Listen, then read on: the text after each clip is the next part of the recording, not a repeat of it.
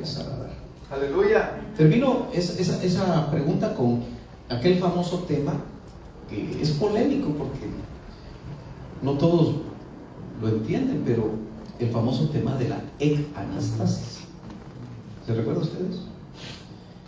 La ecanastasis es que una persona de estatura se lo lleva antes del tiempo.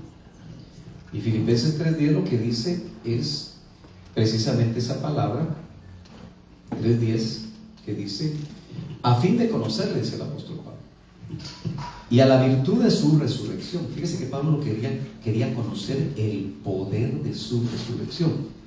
Ahora, ¿usted se ha preguntado alguna vez si usted le dice: Señor, yo te quiero conocer el poder de tu resurrección? O Señor, yo te quiero conocer para esto y para lo otro, porque muchos usan a Jesús para Cristo, para su beneficio. No, Pablo decía: a fin de conocerle y la virtud o el poder de su resurrección y la participación de sus padecimientos en conformidad a su muerte. ¿Qué ministro está pidiendo los padecimientos? ¿Usted se da cuenta cómo estamos tan fuera de base? Porque en realidad lo que estaba pidiendo Pablo, el perito arquitecto de la iglesia, es un modelo. Claro, uno puede decir: bueno, él estaba viviendo en una época complicada, pero esta también es complicada. Y entonces luego se dice: si en alguna manera llegase a la resurrección de los muertos. Eso lo pone Reina Valera. Pero en realidad, ¿qué dice el original? El original lo que dice es exanastasis. Si en realidad llegase a la exanastasis, ¿qué es eso? Ek es una preposición griega que significa fuera de. Algunos grafican las preposiciones griegas dándonos ciertas ideas. Por ejemplo, si aquí hubiera una caja, ellos ponen una caja y ek, lo que significa en el español, es algo que sale de la caja, que sale fuera de la caja. Por eso es fuera de. ¿Estamos bien? Entonces, fíjense pues, esa preposición se usa cuando en el mensaje a la iglesia de Filadelfia dice: por cuanto guardaste la palabra de mi perseverancia. Mira lo que hay que guardar. Y vaya si no hay que perseverar en la palabra. Yo te guardaré ek de la hora de la prueba que está por venir sobre el mundo. Ese es el mensaje a la iglesia de Filadelfia.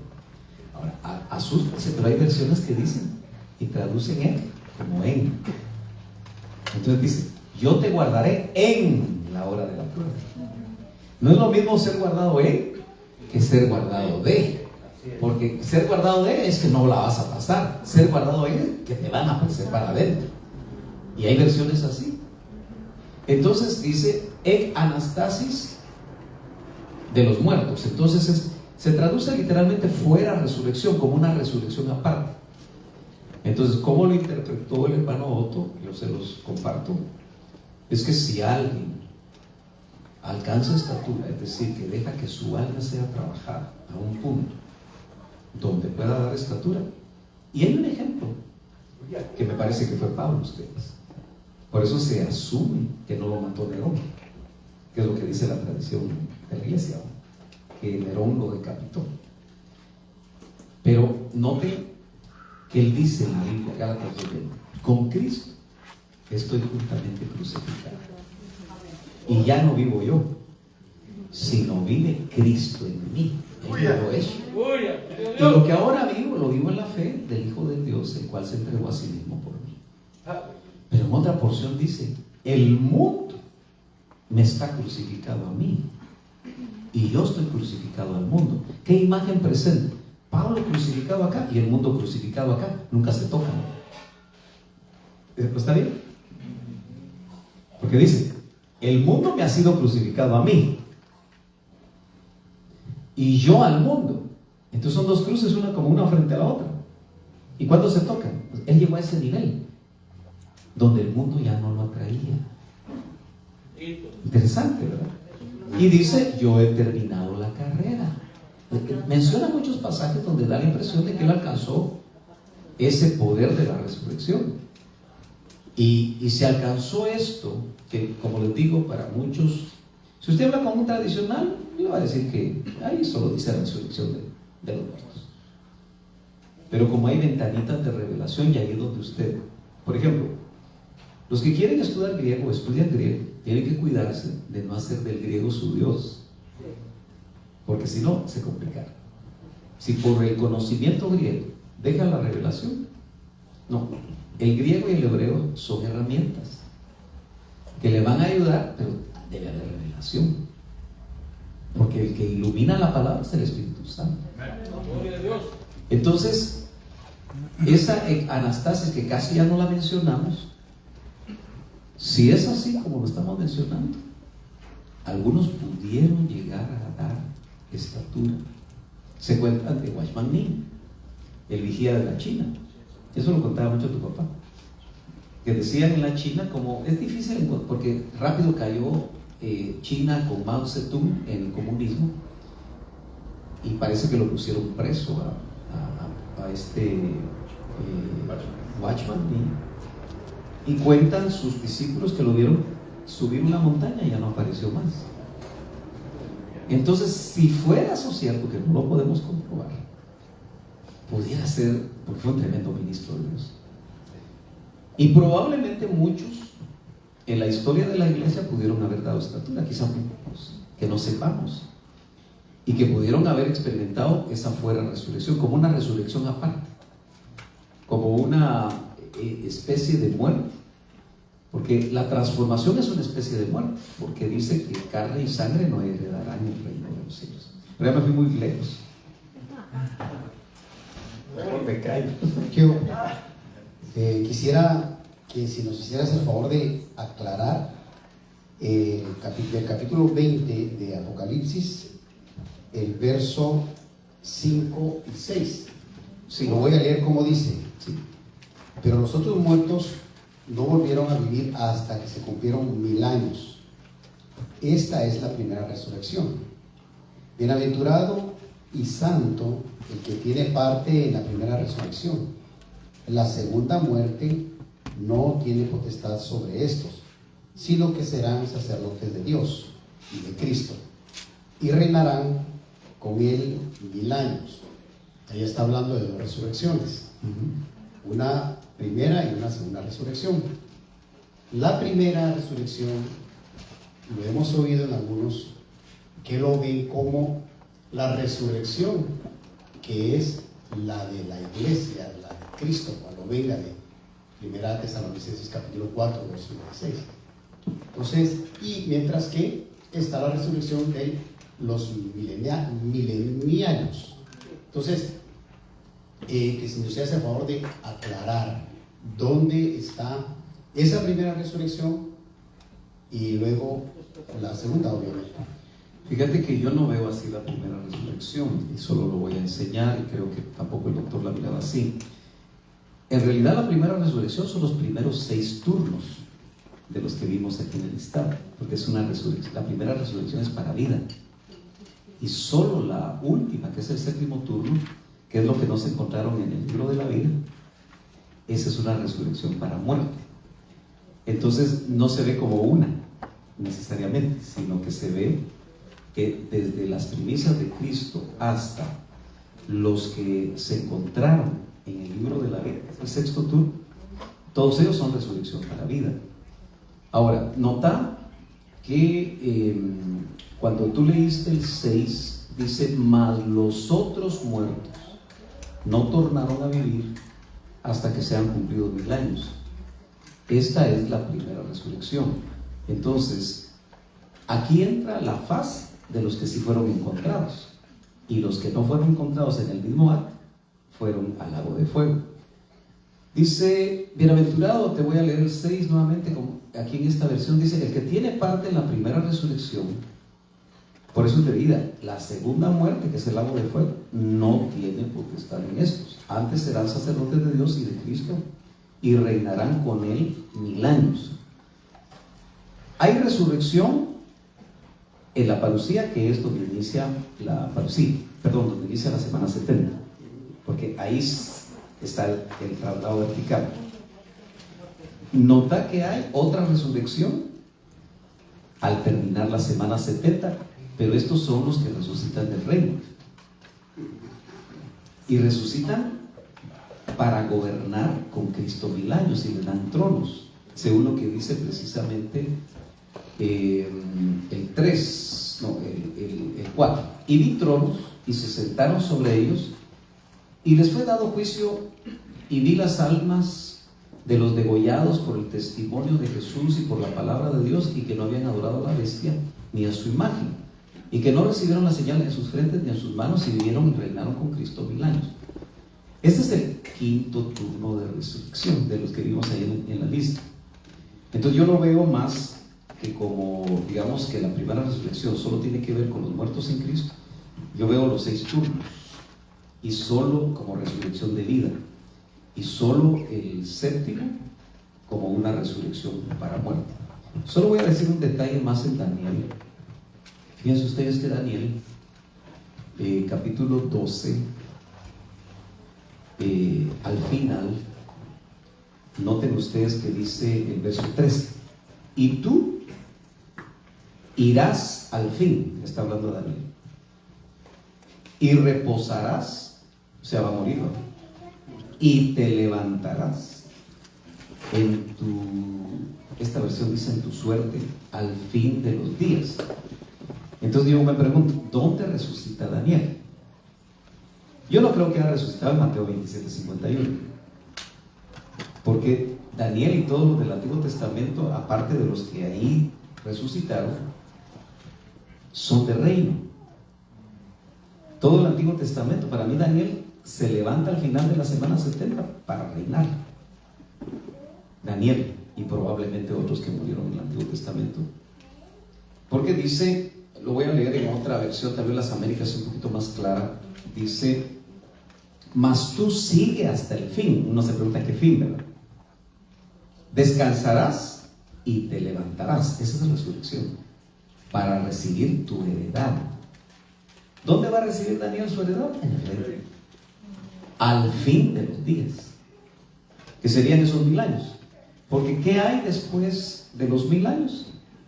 Que todavía no es un reino eterno, todavía hay escaramuzas, todavía viene el Gog y Magog de fuera y pelea contra la santa ciudad, es echado al lago de fuego el Satanás y todo lo que dice en los últimos capítulos de Apocalipsis.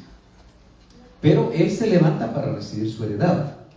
Entonces noten que dentro de los 7 turnos, el que se va a levantar al final de la semana 70 de Daniel ya no son iglesia, es la cosecha que ya no es iglesia, se vuelve reino. Entonces, al volverse reino, sí van a reinar muchos de los que aquí murieron, incluyendo a los que se van a levantar ahí, pero ya no son iglesia en el caso de la cosecha. Yo así lo veo, así recuerdo haberlo visto junto con el doctor, así lo tengo claro, pero no sé si hay alguna aclaración más que nos pueda servir. Entonces, solamente recapitulando, mira, la primera resurrección se refiere a las 6 resurrecciones. Para vida. Para vida. Exacto. Solamente. Exactamente. Aleluya. Amén. Amén, mis hermanos. Miren, si ustedes se dan cuenta, hay mucho que estudiar, ¿verdad que sí? Para tener uno bien claro. Y la idea está que se abre el apetito. Aleluya. Para que usted lo haga en casa, y lo hagan los pastores, y hagan seminarios. Amén. Hermano Otito.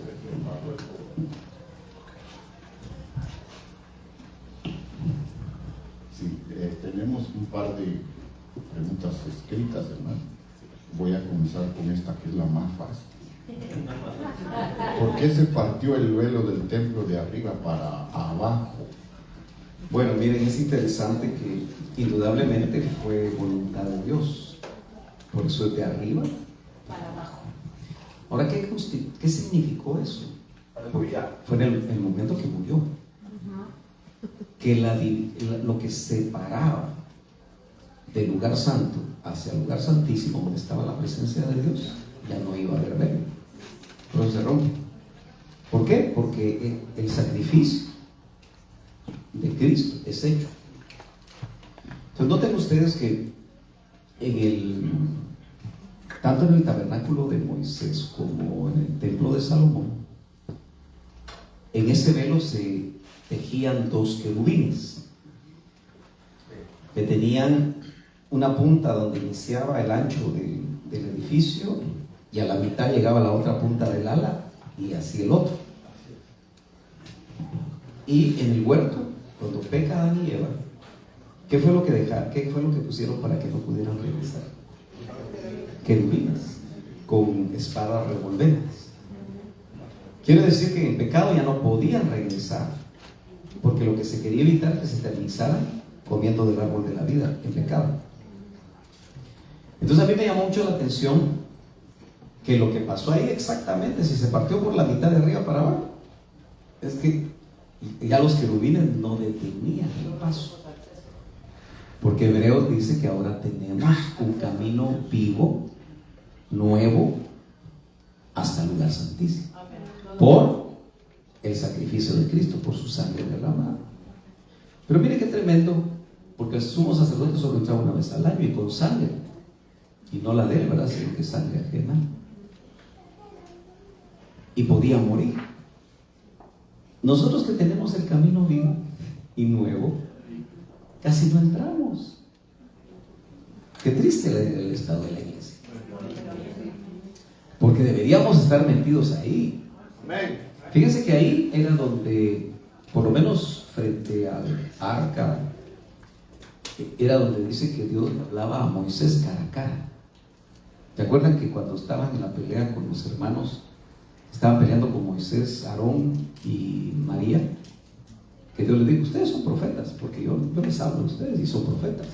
Le dijo a los dos hermanos: pero a mi siervo Moisés yo le hablo cara a cara. ¿Se acuerdan de ese pasaje? Entonces quiere decir que ahí en el lugar santísimo Dios habla y Dios se revela. Si nosotros como iglesia entráramos más, si los ministros entráramos más, yo creo que la cosa sería totalmente distinta. Entonces, ¿por qué se abrió? Porque el Señor, el Padre, digamos, para mí que fue el Padre, dijo: bueno, ahora se rompe el velo. El hombre tiene acceso por la sangre de Cristo, no por la religión. Entonces, me parece a mí que esa es la razón por la que se abre, dando a entender que es una operación de Dios, que quito el velo. Amén. Bueno, ¿por dónde vamos? Y la difícil la contestás vos. ¿Y cuál es el misterio de la transformación? Entiendo de los cuerpos. Bueno, miren, 1 Corintios habla mucho sobre los cuerpos en el capítulo 15, no sé si ustedes han leído, y siempre que uno lee, siente como que hay mucho que aprender ahí. Porque miren, dice 15:40, hay asimismo cuerpos celestiales y cuerpos terrestres. ¿Cuáles son esos?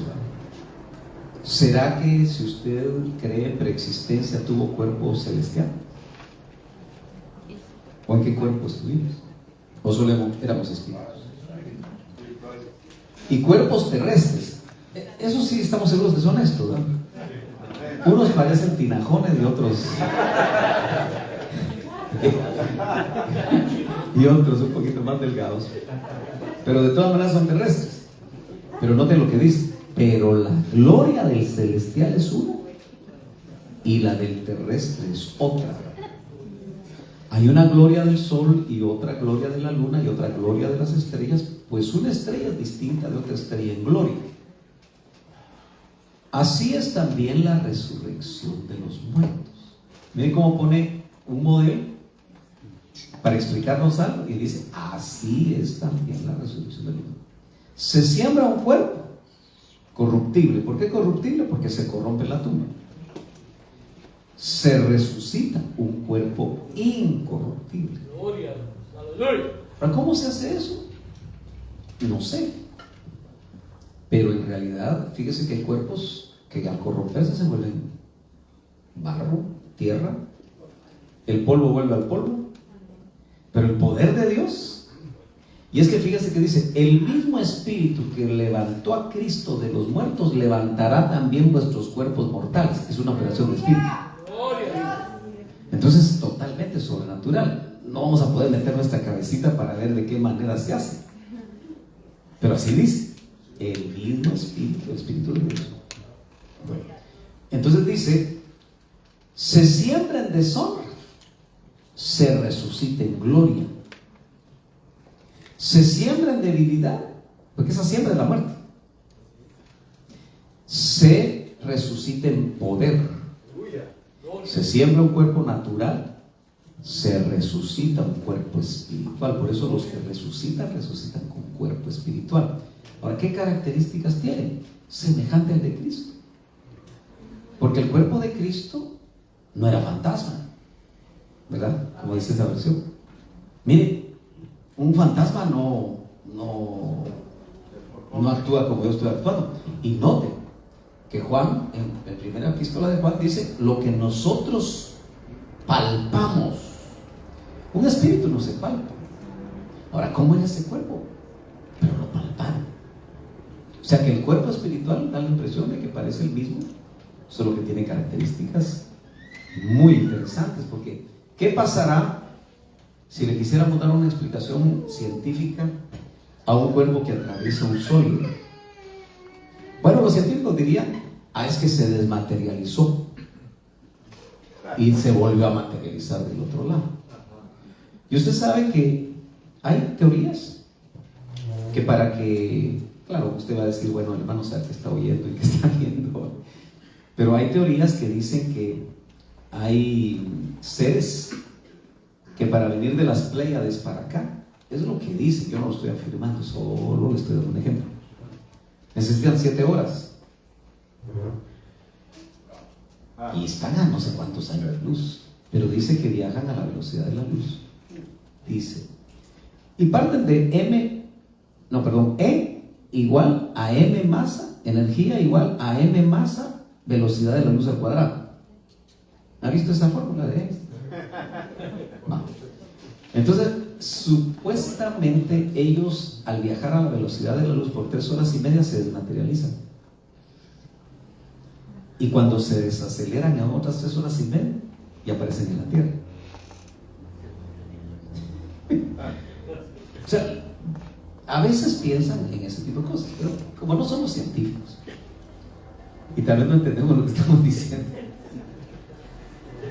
qué imposible es para Dios trabajar a nivel de espíritu. Es que mire, cuando dice se siembra un cuerpo natural sujeto a muchas cosas, leyes y todo, se resucita un cuerpo espiritual. Ese cuerpo espiritual, yo le aseguro, como lo que vemos en el Señor, que ella puede romper la ley de la gravedad, porque el Señor se fue para arriba rompiendo la ley de la gravedad en la ascensión. Atravesaba sólidos, podía comer. Algunos están felices porque pueden comer.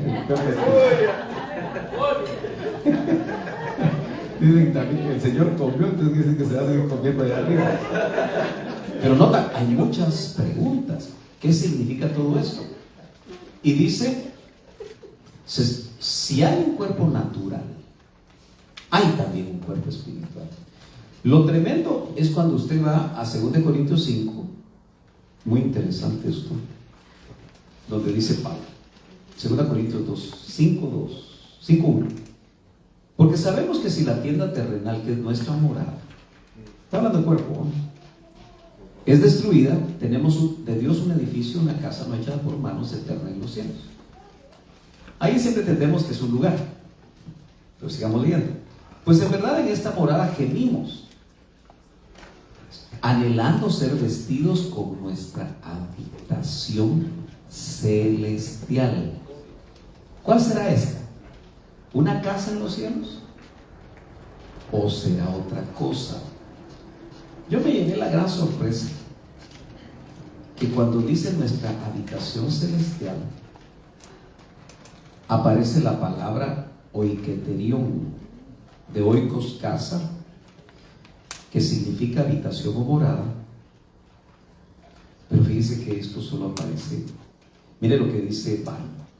Habitación de Oiketer. Yo lo estoy leyendo como si fuera inglés, Oiketer. Es inglés, es griego. Oiketer, solo para hacerlo literal. De oikos morada. Oiketer, habitante, y oikos morada. Se usa en Judas 1:6. Fíjese que solo aparece en 2 Corintios 5:2 y en Judas. Pero a mí lo que me llama la atención es como lo presenta Judas. Porque Judas dice: y a los ángeles que no conservaron su señorío original, sino que abandonaron su oiketerión, su morada legítima. Oiketerión. ¿Y cómo lo vemos traducido en 2 Corintios 5:10? Como morada celestial. Entonces más suena a cuerpo celestial que los ángeles dejaron para pecar. Dice: los ha guardado en prisiones eternas bajo tinieblas para el juicio del gran día. Solo esas 2 veces aparece. Entonces yo me pongo a pensar, solo estoy pensando en voz alta. ¿Todos aquí creen en preexistencia o no?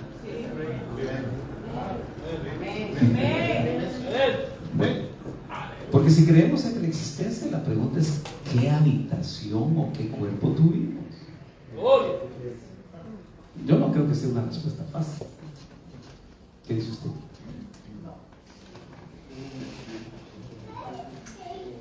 Espíritus, pero esos espíritus, miren, no los ángeles son espíritus ministradores, pero se presentan como hombres, como que tienen la capacidad de tomar cuerpos cuando vienen a la tierra, porque no son difusos, pues, y hay gente que los mira y hablan por telepatía. Dice que no. Usted ha tenido experiencias, muchos dicen que es por telepatía, pero los miran. ¿Y qué vieron los 2 varones de vestiduras blancas que no tenían alas? Aunque no lo dice específicamente, da la impresión de que eran varones, dice.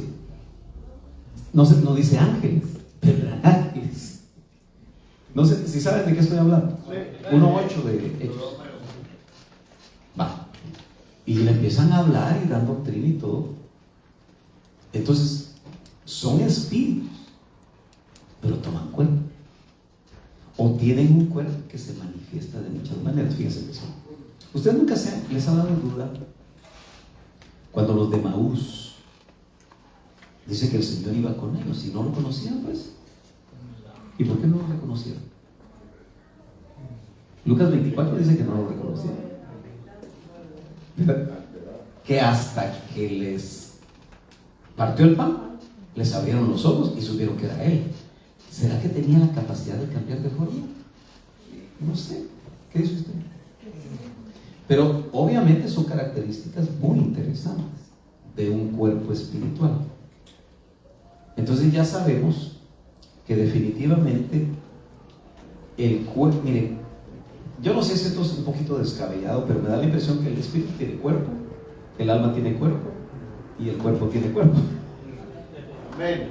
Por ahí alguien dibujó algo que me gusta porque aparecen, no sé si tú lo viste una vez o vi tu video donde aparecen 3 caminando, que son iguales. Alguien lo quiso presentar así y me llamó mucho la atención. ¿Por qué? Porque cuando creyeron que Pedro estaba muerto, ¿se acuerda usted que la patojita Rode, que dice, abrió la puerta y era Pedro y la cerró otra vez, asustada? Y entonces cuando fue a hablar, dijeron, es su ángel. Les digo, bueno, ¿a qué se referían ellos cuando dijeron fue su ángel? Porque qué casualidad que ellos pensaban que se podía parecerse a Pedro. Nota que hay tantas cosas interesantísimas que nosotros le deberíamos de pedir al Señor que nos mostrara un poco más. Porque miren, la doctrina es para desarrollarnos. Por eso hay mucha gente que no le gusta la doctrina, no se quiere desarrollar. Dicen, no, yo quiero un ricocito en el cielo. No, que soy sal. Pero la doctrina es para desarrollarnos. Y obviamente el misterio de la transformación, tal vez termino yo con he aquí os digo un misterio, es 1 Corintios 15:51, ¿esa es? Por ahí, ¿verdad? Bueno, leamos eso rapidito. Dice, He aquí donde hubo un misterio. No todos dormiremos, pero ojo, busque una versión Jerusalén y se va a llevar la gran sorpresa que dice: todos dormiremos. Y entonces, ¿no dormiremos o todos dormiremos? Bueno, en base a esa Biblia, creo que era de Jerónimo, vamos, esa versión, le vino al hermano Otto esta, diríamos, tesis. Usted sabe, cuando pongo yo tesis es porque si para usted todavía no está claro, mejor déjale en tesis y no le enseñe. Dijérala, estúdiela. Pero si fuera todos dormiremos, es porque la transformación de los vivos es una especie de muerte. Porque te sacan la sangre. Porque el reino de Dios dice: no heredarán carne y sangre. Entonces es una especie de muerte. No sé si entendemos eso. Si fuera así. Pero claro, hay que hacer todo un estudio de ver cuál es la versión exacta. Pero llama la atención que aparentemente este hombre escribió, no sé si en el siglo IV, esa versión. Lo que sí dice claro: pero todos seremos transformados. O sea que la transformación, para el que preguntó, es un misterio. ¿Qué es un misterio? Es una verdad revelada. Entonces, por eso ustedes recuerdan que los saduceos no creían en la resurrección, pero los fariseos sí. Entonces nosotros nos tienen que revelar el misterio de la transformación o de la resurrección. Siempre 1 Corintios dice que lo mortal va a ser vestido de inmortalidad, y lo corruptible, es decir, lo que se mueve, de incorruptibilidad. Amén. ¿Dónde van las preguntas? Trato de asociar lo más posible. Los que vienen con Cristo, ¿con qué cuerpos vendrán? Fundamento bíblico, por favor. Es que, miren pues, eso ya lo preguntaron y di fundamento, pero no lo oyeron.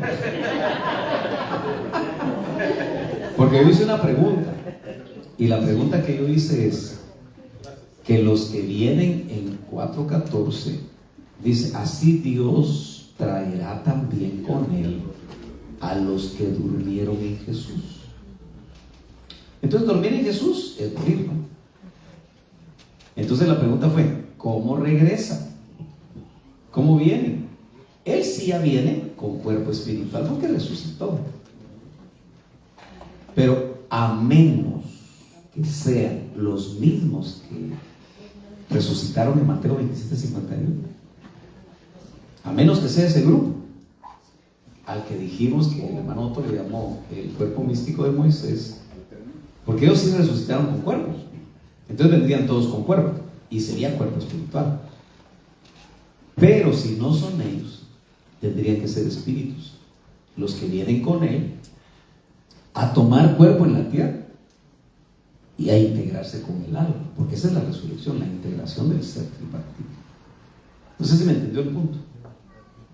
Ahora, lo escritural o el fundamento en cuanto a cuerpo es que si son, porque no tenemos mucha claridad. Mire, a mí me gusta ser muy honesto, no me gusta decir lo que no entiendo. Me gusta plantear las cosas para que juntos, por ejemplo, hay pastores, pues, gente de muchos años, que probablemente han meditado sobre esto, pero hasta ahorita que estaba sentado me puse a pensar que si fueron los del segundo turno de resurrección, que sí resucitaron los cuerpos de muchos años. Porque la pregunta es: ¿dónde se fueron ellos? Porque la Biblia dice que solo él ascendió, pero seguro que se fueron con él. ¿O qué piensa usted? Pero la Biblia no dice, no se pudieron haber quedado en la tierra. Entonces aquí viene un concepto que algunos de ustedes oyeron de la tierra de los vivientes. Ustedes oyeron de la tierra de los vivientes. Porque La pregunta es, ¿a dónde se fue el vivo Elías y el vivo Enoc? ¿Y a dónde se fueron los hijos de Eva antes de caer en pecado, los que nacieron en el huerto, para ser la madre de todos los vivientes? ¿Dónde se fueron? La tesis del doctor era que se fueron a un lugar llamado la tierra de los vivientes, porque se fueron vivos, no murieron. Tierra de los vivientes. Por lo menos tenemos claro que Elías se fue vivo, y también Enoc. Eso está claro en la Biblia, ¿no? Y el doctor definía la tierra de los vivientes como un lugar y un estado. ¿Cómo es ese lugar? Me llama mucho la atención que yo te mandé un videito de doctor Salas, que este hombre muy versado, y recuerdo que sí hubo alguna conexión. No estuvieron juntos con tu papá, pero le llevaron material a tu papá, recuerdo yo, porque tenía ciertas cosas interesantes. Pero algunos son de la idea de que la tierra, tal vez no le llaman tierra de los vivientes, es un planeta. Y ahí se especula un poquito. No sé, no podemos decir. Pero definámoslo como un lugar, porque se van con cuerpo, alma y espíritu, se fueron vivos. Y de ahí viene la tesis que probablemente los dos testigos sean Elías y Enoc, porque ellos no han muerto. Y dice que van a morir. Pero tampoco lo podemos asegurar, pero de ahí sale la tesis, ¿verdad? Porque está establecido que el hombre muera una vez, y ellos no han muerto. Y si hubiera muerto, tendría que morir 2 veces. No sé si me están siguiendo. Entonces, por eso dicen que probablemente sean ellos. Ahora, David hablaba de la tierra de los vivientes, pero los tradicionales lo que dicen es que la tierra de los vivientes es la tierra. Pero esta tierra es una tierra de muertos, ¿o no? Y los vivos son los que nacen de nuevo. Pero ¿a dónde se irán los exanastasiados, si es que hay exanastasiados? A la tierra de los vivientes, esperando volver cuando los muertos en Cristo resuciten. Todo se confluye en la parucía. Alguien me preguntaba, ¿cuál es el propósito de la parucía? Si ustedes notan, confluyen un montón de cosas escatológicas, porque es la primera fase de su segunda venida, para llevarse a su novia, pero inmediatamente desata toda la semana 70 de juicios para tomar la tierra y gobernar con vara de hierro. Entonces, la pregunta era, otra vez por favor, para ver si la contesté o me fui por un lado. Solo decir, ¿con qué cuerpo? sí, es que noten, no puedo contestar tan categóricamente porque hay la duda quiénes son. Solo dicen los que durmieron en Jesús. Ahora, algunos dicen, no es cierto, son los mismos de muertos en Cristo, porque el hecho de que diga Jesús en un lado y Cristo en otro lado es lo mismo. Entonces es un poquito difícil establecerlo, pero lo que más nosotros vemos es que estos que durmieron en Jesús, lo que dije antes de terminar del cuerpo místico de Moisés, nos meten dentro de gente de Antiguo Testamento. Pero vuelvo a explicar lo mismo, no sé si me lo entendieron, por lo menos díganme si lo entendieron. Pero Mateo 27:51, hagan caso que la Biblia dice que resucitaron. La pregunta es, ¿a dónde se fueron? Quiere decir que resucitaron con espíritu, alma y cuerpo. ¿Estamos bien? Sí. Y cuerpo espiritual, para no morir. Se los tuvieron que haber llevado a algún lado. Probablemente a un lugar donde están en espera. En la casa de mi padre muchas moradas hay. Si no hubiera sido así, yo los hubiera dicho.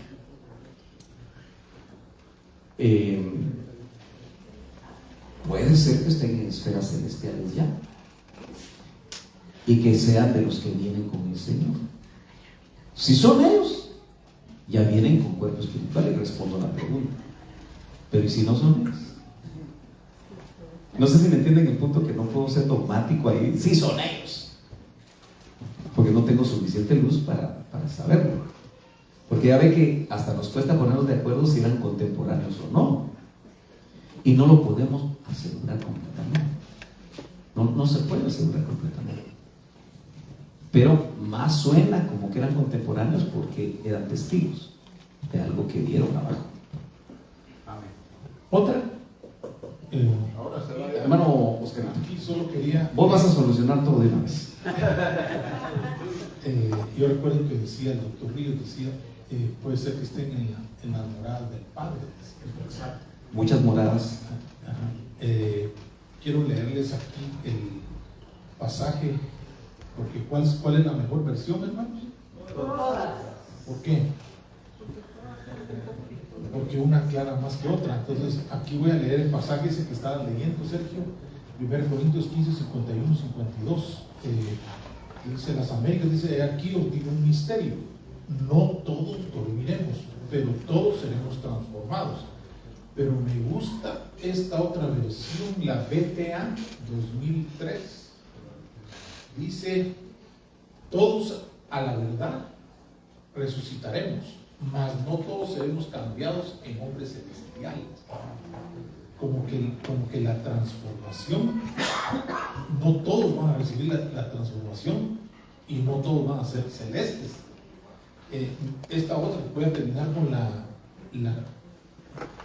Biblia Regina, que es muy difícil encontrarla, pero es preciosa.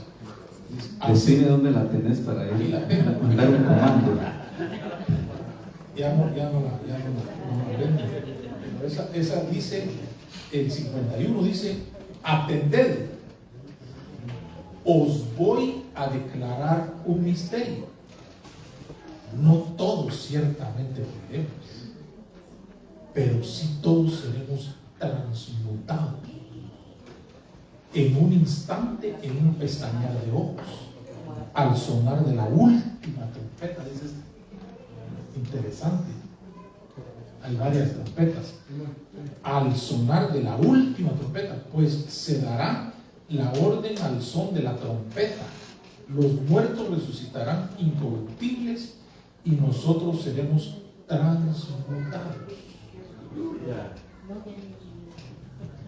Amén. Qué bonito, ¿verdad? ¿Más preguntas, mis hermanos? Son las 4 de la tarde y 8 minutos y contando.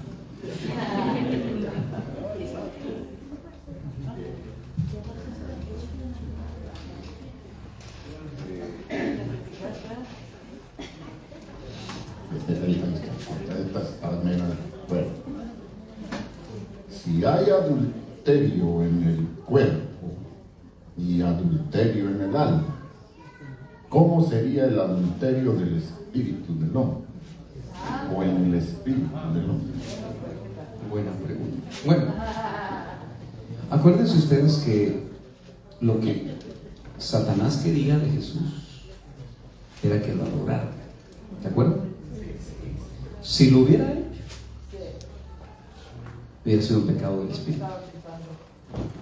Porque la adoración tiene que ver con espíritu, porque dice que el Padre busca adoradores que le adoren en espíritu y en verdad. O sea, la adoración se hace por espíritu. Entonces, normalmente creo yo que un adulterio del espíritu tiene que ver con aspectos espirituales en relación con Dios. O sea, el que abandona en una apostasía al Señor realmente está adulterando. Tiene que ver con aspectos puramente espirituales, porque, por ejemplo, hay gente que ha cambiado una doctrina sana por una doctrina de demonios. Eso es adulterio espiritual. Y fuerte, ¿verdad? Que quizá si no es más dificultoso salir de un pecado del espíritu que un pecado del alma o un pecado del cuerpo. Entonces, la rebelión puede ser un pecado del espíritu. Rebelión contra Dios. Entonces, me parece a mí que lo que realmente el enemigo busca en estos tiempos de apostasía, porque dice, cuando el Señor venga, hallará fe en la tierra. Entonces, lo que está buscando es quitarnos la fe, de una o de otra manera, y que la pongamos en otro lado. Porque el adulterio es alguien que deja lo que es legítimo por otra cosa, ¿no? que no le pertenece. Entonces, en ese sentido, sí es muy delicado. Fíjense ustedes que hay un pasaje, vamos a ver si lo encuentro. 2 de Corintios, déjenme ver si es este. Es el 7, si no estoy mal. Bueno, lo voy a plantear aquí a ver cómo lo ve usted.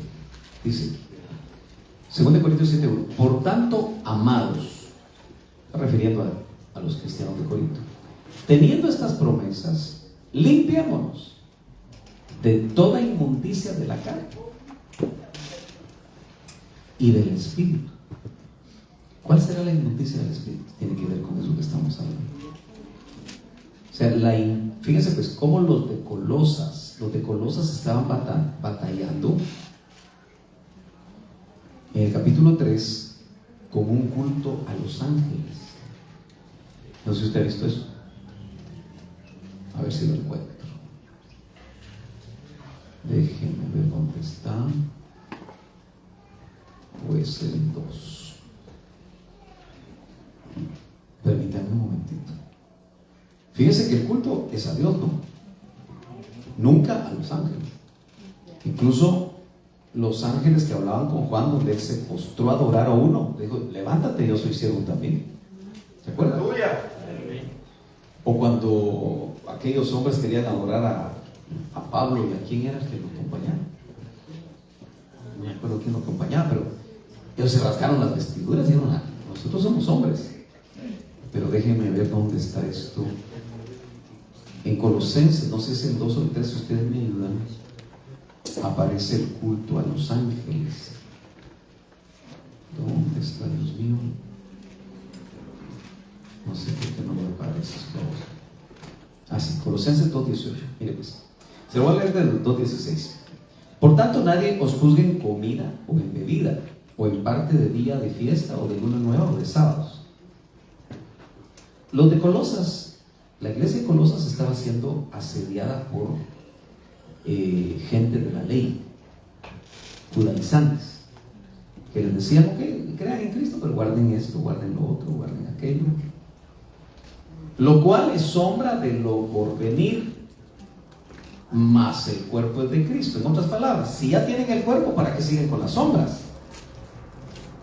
Y entonces dice: nadie os prive de vuestro premio, afectando humildad y culto a los ángeles. O sea, los maestros que se habían infiltrado en Colosas, en la iglesia de Colosas, estaban adorando ángeles. Eso es un adulterio del espíritu, metiéndose en lo que no han visto, vanamente hinchado en el sentido de su propia carne, y no teniendo la cabeza, de la cual todo el cuerpo, alimentado en conjunto por las ligaduras y con coyunturas, crece en aumento de Dios. Veamos cómo en el primer siglo estaban oyendo los colosenses gente que les decía: adoren ángeles. Y uno se asusta de eso, pero miren, hermanos, en Guatemala pasó algo, hubo un avivamiento muy fuerte. No voy a decir de dónde. Y eso lo contaba el hermano otro. Y la visitación fue tan tremenda que empezaron a adorar ángeles. O sea, como que se repiten las cosas. Yo recuerdo que en una país, estoy yo sonso. En una parte de México, también me reservo el nombre, un ministro al que el doctor Guido le puso mucha atención, resultó también con el culto a los ángeles. Pero miren qué terrible: los ángeles poseían a las mujeres de esa congregación. Bien grueso. Pero en Guatemala empezaron con el avivamiento era genuino. Entonces el doctor decía: si hasta en el desfile de los hijos de Dios se metió Satanás, en Job. Porque dice que iban los hijos de Dios y ahí ahí va el diablo. Y todavía el Señor les dice: ¿y de dónde vienen? De recorrer la tierra, este conocimiento. Entonces él decía: en las mismas visitaciones de Dios se mete el diablo. Y si no hay doctrina, por eso miren, los avivamientos sin doctrina son peligrosos. Bien peligrosos. Porque se meten otro tipo de espíritus. Provocan adulterios espirituales. Y cuando no hay sacerdote con Urim y Tumim, ¿se acuerdan que esa fue la instrucción que le dieron a Nehemías? Que no toquen lo más santo hasta que no haya sacerdote con Urim y Tumim que disciernan. Entonces hay que tener cuidado, ¿verdad? Por eso yo en lo personal, y no es propaganda, estoy muy contento que en cine haya un equipo ministerial, porque es más difícil que todos nos equivoquemos. Porque cuando uno se cree el iluminado y lo transfieren con otro espíritu, ahí quedó todos ustedes y la gente no se da cuenta. Pero cuando hay un equipo ministerial es mucho mejor, y es un concepto bíblico. Equipos ministeriales. ¿Quiénes escogieron a Matías? 11 apóstoles del poder. ¿Quiénes recibieron de parte de Dios que Pablo y Bernabé eran los apóstoles de otra estirpe de apóstoles de la iglesia? Un equipo de 5. En ningún lado está, olvídese de eso, que una persona, otro lo pone, porque es su cuate, porque le dé una buena ofrenda. No, hermano, hay procedimientos para ministerios tan delicados como el ministerio apostólico o reconocimiento de otros ministerios. Entonces, en ese sentido, mire todo lo que sale, pero hay contaminaciones de espíritu.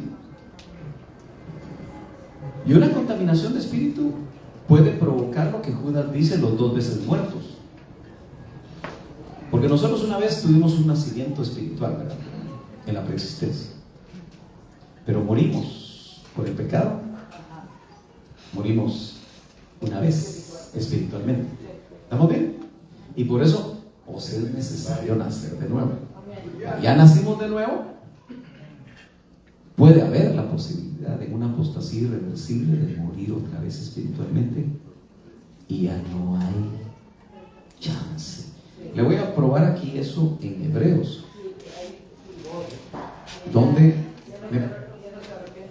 me parece que es el 6 de enero. Mire por lo que dice 6:4. Porque es imposible que los que una vez fueron iluminados y gustaron del don celestial y fueron hechos partícipes del Espíritu Santo y asimismo gustaron la buena palabra de Dios y las virtudes del siglo venidero y recayeron, sean otra vez renovados para arrepentimiento, crucificando de nuevo para sí mismos al Hijo de Dios y exponiéndole a vituperio. Ahora, el pasaje es muy contundente, pero la pregunta es, ¿qué hace que alguien recaiga a ese nivel? Hay una explicación que a mí me parece muy interesante. Es el hecho siguiente, porque mire, apostasía irreversible no es tan fácil encontrarla clara en el Nuevo Testamento. Porque vemos que Demas me abandonó, pero no sabemos si regresó o no, no lo dice la Biblia, solo dice que lo abandonó. Pero ¿sería esa una apostasía irreversible? Yo no sé si usted lo ve con claridad. Diótrefes, decía Juan, hacía esto y lo otro, no me dejaban ni entrar al templo. El Señor lo juzgue, ¿se acuerdan? Diótrefes. ¿Era Diótrefes? No era Diótrefes. Vale. Luego, ¿quién otro? Alejandro. Himeneo y Fileto y Alejandro, otros casos. Pero fíjate que no se ve el final. Es lo llamativo. Pero asumamos que sí, son pocos casos. Porque tal parece que llegar a una apostasía irreversible toma suficiente tiempo. Primero hay ese tipo de contaminaciones de espíritu. Mire, pues yo no le voy a poner miedo. Pero sí, hermano, cuídese de lo que oye y mira. Porque hay un abanico enorme de doctrinas. ¿Sí o no? Usted, especialmente aquí, ¿verdad? Está ahí viendo un montón de predicadores. Sí, se hace el zapping para verlos. Y a la larga no sabe qué le están diciendo, porque son espíritus. Mis palabras son espíritus, son vida. Esas son las del Señor. ¿Y qué tal otras palabras? Siempre que uno dice eso, se le acusa a uno de ser exclusivista. No, yo solo se lo digo para que tenga cuidado. Discierna. Porque hay muchas enseñanzas complicadas ahora que parecen buenas y no sabemos qué espíritu traen porque no las logramos discernir completamente.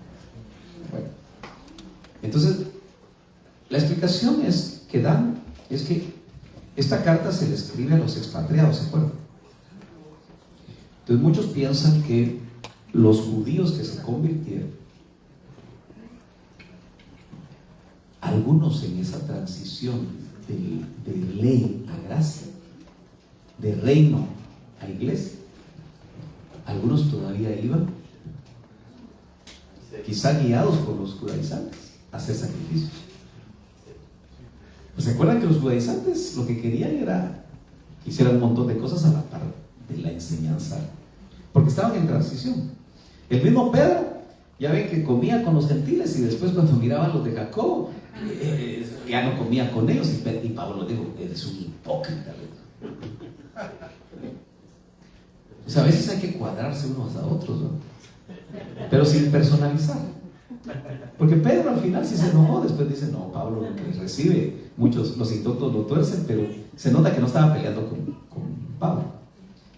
Entonces note usted que la idea que tienen es que algunos volvieron a recaer al tener por inmunda la sangre de Cristo, al ir al templo, porque era como negar el sacrificio de Cristo. Eso es una tesis interesante, porque noten que cuando dice recayeron, cualquiera dice: bueno, es el pecado imperdonable. ¿Y cuál es el pecado imperdonable? Pues negar la gracia de Dios, ¿verdad? Entonces, si eso fue así, uno entendería por qué el Señor permitió que se destruyera el templo. Porque a partir de la destrucción del templo, ¿dónde iban a ir los judíos convertidos en esa transición a otra vez derramar sangre de animalitos que ya no era templo? Ahora, ¿qué están haciendo muchos evangélicos sin doctrina? En Sudamérica hay un montón que están matando corderos vestidos de judíos, no sé si lo sabéis. Ay, ese hermano, fíjese que me gusta eso, que se ponen su kippah sin doctrina, pero ellos están volviendo. Es como por tener por inmunda la sangre de Cristo, porque el sacrificio de Cristo fue uno y fue un sacrificio perfecto. Entonces, pero obviamente son pasajes difíciles de ver, pero usted pregúntele al Señor qué es eso de que recayeron, porque mire todo lo que probaron, hasta los poderes del siglo venidero. O sea que nosotros tenemos que ser muy cuidadosos, y por eso le digo una cosa final. Bueno, no final de tiempo, ¿no? ¿Cómo estamos? 6 minutos. Bueno, amemos la palabra. Aleluya. Porque amemos la verdad, pero no nuestra verdad. A mí me gustó mucho cuando el hermano Otto decía: yo no busco mi verdad, sino busco la verdad de Dios. Y citaba aquel salmo: en tu luz veremos la luz. Entonces, termino con esto, el último verso que le dejo, ya con esta me despido. Pero dice: ay, Señor. Miren, note lo que dice segunda de Tesalonicenses, porque lamentablemente estamos siendo testigos de gente que le pasó eso.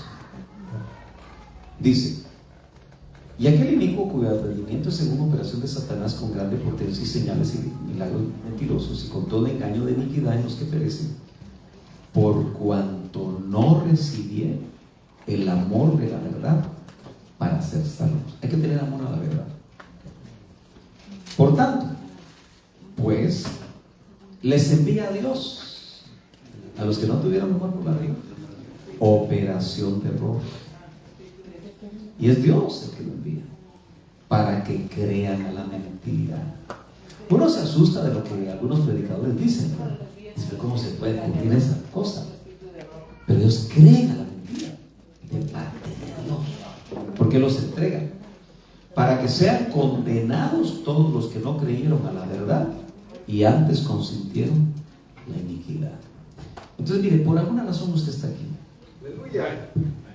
Yo creo en estos tiempos en los remanentes. Ya no me fío de las grandes multitudes, porque me parece que el verdadero avivamiento de la novia que va a haber la parucía es de grupos pequeños. Entonces, a mí aunque me pongan 10 personas, yo les enseño a 10 personas. Sí. Si tienen amor a la verdad. Si no tienen amor a la verdad, pues mejor me voy, ¿verdad? Entonces, usted que está aquí no está por casualidad. Algo lo impulsó a venir y hacer el esfuerzo. Cuide lo que le han dado. El depósito que le dieron, cuídenlo, porque se lo van a querer quitar. De una o de otra manera, se lo van a querer quitar. Y que el Espíritu le dé testimonio, porque usted tiene Espíritu Santo.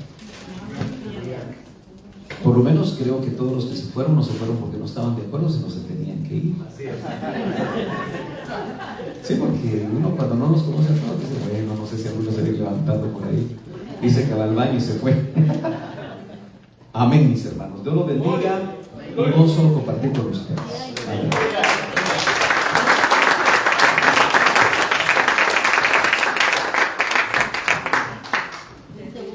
Nos pongamos de pie.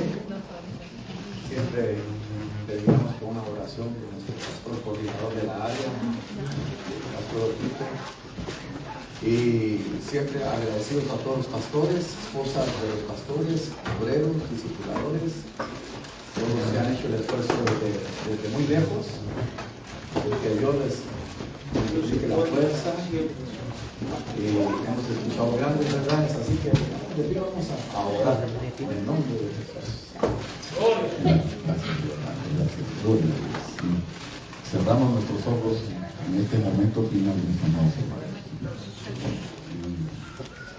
Quizá lo que se oyó hoy lo podamos procesar, primero retener y luego procesar y que podamos levantar al Señor después de lo que escuchamos.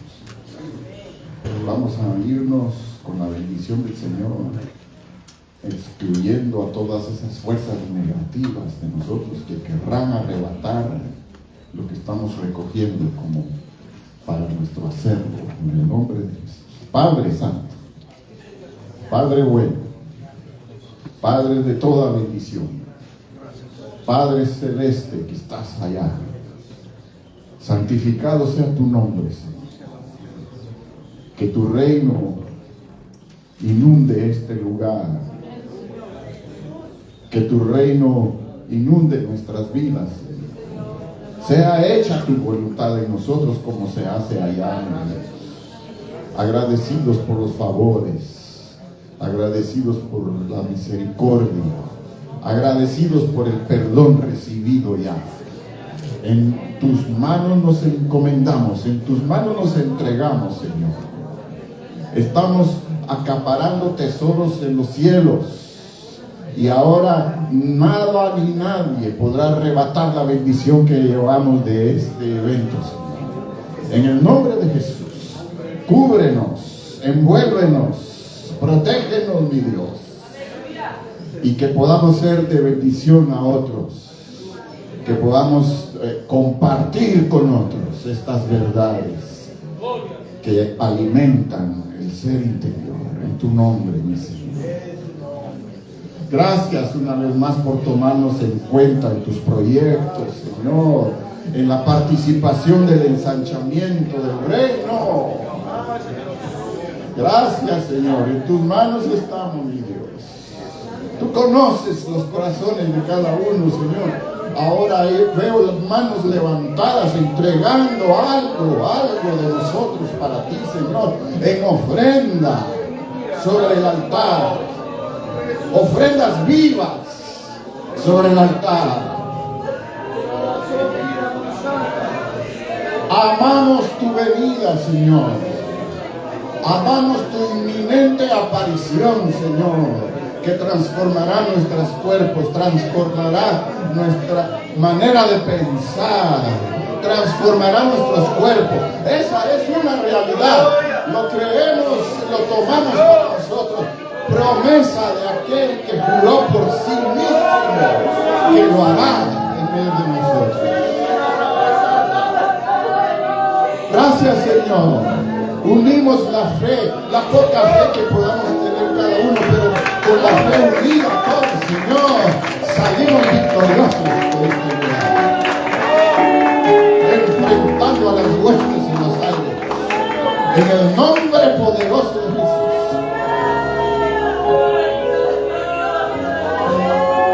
Tu gracia sea sobre nosotros. El Espíritu Santo quede en nuestros espíritus. Lo pedimos en el nombre de Jesús.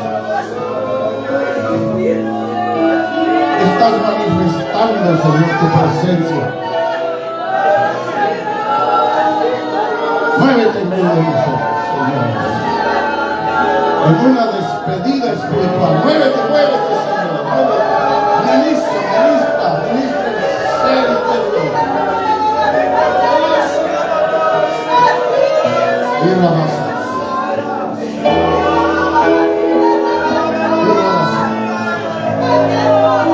Manada pequeña, el Señor toma nuestra causa, el Señor cuida de nosotros, cuida nuestra salida, cuida nuestra entrada, nuestro retorno. Bendecimos esta casa que se convirtió en anfitrión para tantos servidores tuyos, Señor. Que la bendición sea multiplicada aquí, sea evidente aquí, Señor. Gracias, Señor. Gracias por todo. Gracias, Señor. Aleluya, aleluya, aleluya.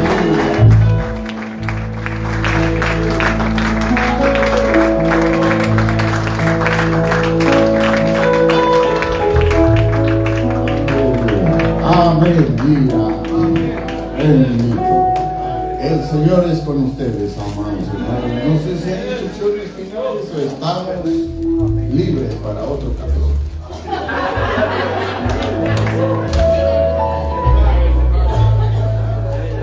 Ahí hay cafecito, hay panecito.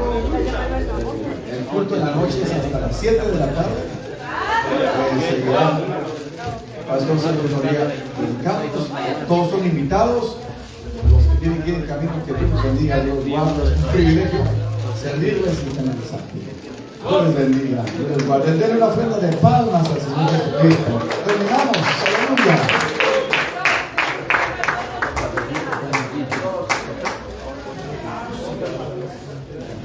Disculpen, vamos a recoger las mesas y vamos a poner nuestras sillas bien. Entonces ya pueden recoger y tomar el fresquecito. Dios les bendiga a todos. En el nombre de Cristo Jesús.